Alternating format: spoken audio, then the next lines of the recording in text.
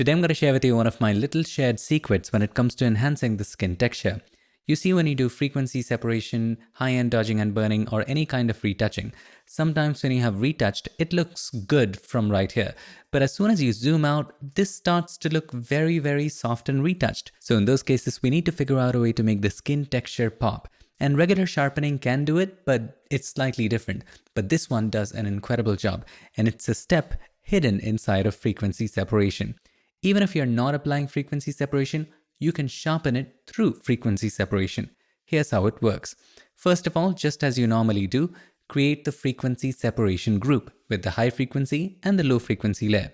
If you want to learn how to manually do it and the math behind it, there are videos, but I'm going to share with you an action that you can download from the description of this video. Once you download the action, you can go to Window, Actions. From here, if you want to load the action that you just downloaded, go to Yours tab in the later versions of Photoshop, click on the grid right there and go to Import Actions. Load the action that you just downloaded and it should show up right here, which is Pix Frequency Separation. Right there. Then figure out whether you're working with 8-bit image or 16-bit image. If you're working with 8-bit, it should say RGB8. One another way to check it is by going to Image, Mode, have a look. 8 bits per channel is checked. Simply play the corresponding one. If it's 16, play the 16. If it's 8, play the 8. Click on that. It automatically shows you a Gaussian blur dialog box. You can easily zoom into the image or use this box right there and move to any of the skin texture section and increase the radius from the left slowly and gradually and stop at just the point where all the skin texture goes away. In this case, I'm going to stop at right about 9 or 8.9, that works too, hit OK. Now we have the frequency separation group created right there. If you were to open that up, we have the high frequency layer which has just the texture and the low frequency layer for the color and the tone. You can soften the skin here if you like using the regular frequency separation method, but in this case it is not needed. We just want to sharpen. So here's what we do. We select the high frequency layer and watch this, it's obvious. You duplicate it by pressing Ctrl or Command J, and just as you do, have a look at the texture.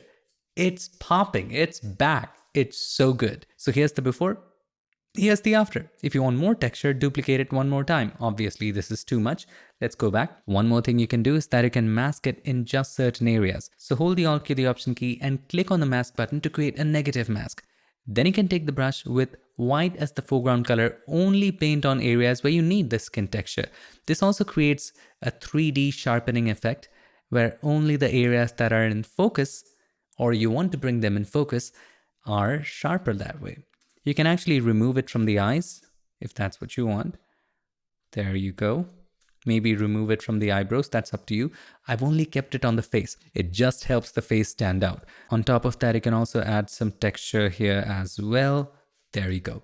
Makes it stand out so darn well. And if it is making it too sharp, there's one more thing we can do, which I'll show you in the next example. In this example, I've done a very simple frequency separation. Here's the before, just removed a few things. Here's the after. No matter how high the level of skin softening you have done, it doesn't matter. Once you have applied frequency separation in whatever way, just select the high frequency layer and duplicate it by pressing Ctrl or Command J. We have the texture, but this time it is way too much. So how do we control it? Obviously we can create a mask, but there's one more way. The texture is looking good in the highlight areas, and this adds shine to the skin texture. But in the shadow areas, not as good. So here's what we do. We remove the extra texture from the dark areas. And one of the easiest ways to remove stuff from the dark areas is Blend If. So double click on the right side of this copy to open up the Layer Style dialog box. Inside of that, to take the texture away from the dark areas, take the slider of the underlying layer from left to right. See, the texture is going away from the dark areas. So there was texture here. As soon as we take it away, see, it's going away from the dark areas.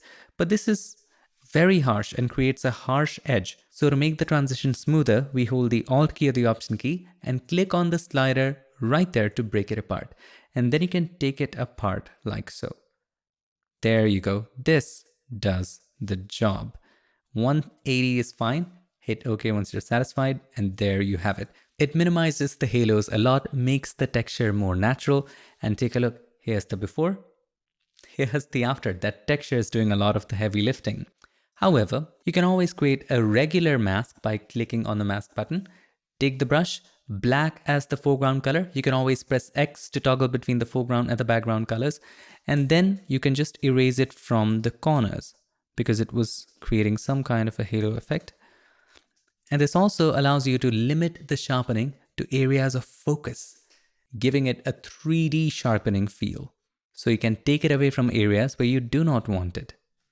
There you go, not on the hand, only on the face. And on top of that, you can of course control the opacity. Again, if you think the sharpening is too much. And by the way, if you're using a non-brush tool like the move tool, then if you press 1, the opacity would be 10. If you press 5, the opacity of that layer will be 50. If you have selected the brush, it controls the brush opacity. So make sure you have chosen something like the move tool before using that layer opacity shortcut.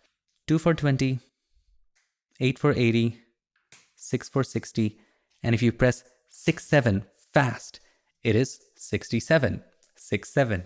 So this helps you add wonderful texture to the skin so that when you zoom out, it doesn't look retouched, because without it, it looks too soft. But with it, probably you cannot see the difference unless you're watching it in 4K. If I were to duplicate this, look at the difference. It just makes the skin texture pop. It's hard to see the difference if you're not watching this video on YouTube in 4K, but I highly recommend that you try it on your photos to see the difference for yourself. I hope you enjoyed this video, and if you did, make sure to give us a like, and also don't forget to subscribe, and not just subscribe. Ring the bell so that you, my friend, don't miss any other future tips, tricks or tutorials. Thank you so much for watching. I'll see you in my next one. Till then, stay tuned and make sure that you keep creating.